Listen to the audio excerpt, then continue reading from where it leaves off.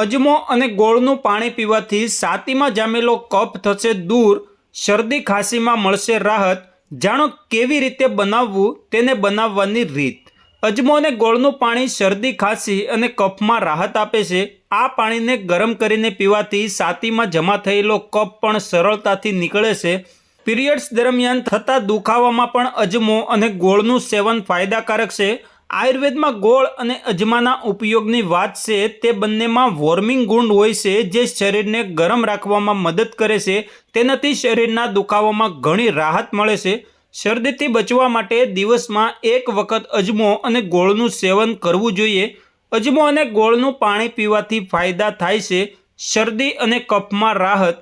અજમો અને ગોળ પ્રકૃતિમાં ગરમ હોય છે, તેથી શરદી અને ઉધરસની સારવારમાં અસરકારક રીતે કામ કરે છે। તેનું પાણી પીવાથી છાતીમાં દબાણ દૂર થાય છે। ગોળ અને અજમાની ચા પીવાથી શરદીમાં ઘણી રાહત મળે છે। તમારે દિવસમાં ઓછામાં ઓછું 2 વાર આ અથવા તો તેના પાણીનું સેવન કરવું જોઈએ। પેટના દુખાવામાં રાહત।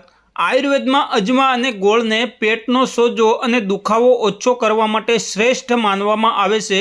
જે મહિલાને પીરિયડ્સ દરમિયાન વધુ પડતો રક્તસ્રાવ થતો હોય, દુખાવો થતો હોય, તેમણે ગોળ અને અજમાનું સેવન કરવું જોઈએ। તેનાથી પેટના દુખાવાની સમસ્યા ઘણી હદ સુધી ઓછી થાય છે।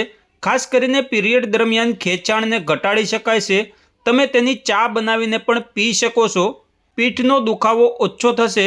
ક્યારેક શરદી કે અન્ય કોઈ કારણથી પીઠનો તીવ્ર દુખાવો શરૂ થાય, આવી સ્થિતિમાં તમે ગોળ અને અજમાનું સેવન કરી શકો છો। આ માટે 1 ગ્લાસ પાણીમાં 1 ચમચી અજમો અને ગોળના 2 મોટા ટુકડા નાખીને ગરમ કરી તમે ઈચ્છો તો અજમાને પાણી સાથે ઉકાળીને પણ પી શકો છો અને તેના પર ગોળ નાખીને ખાઈ શકો છો। તેનાથી કમરના દુખાવામાં ઘણી રાહત મળે છે। ખાંસીમાં મળશે રાહત।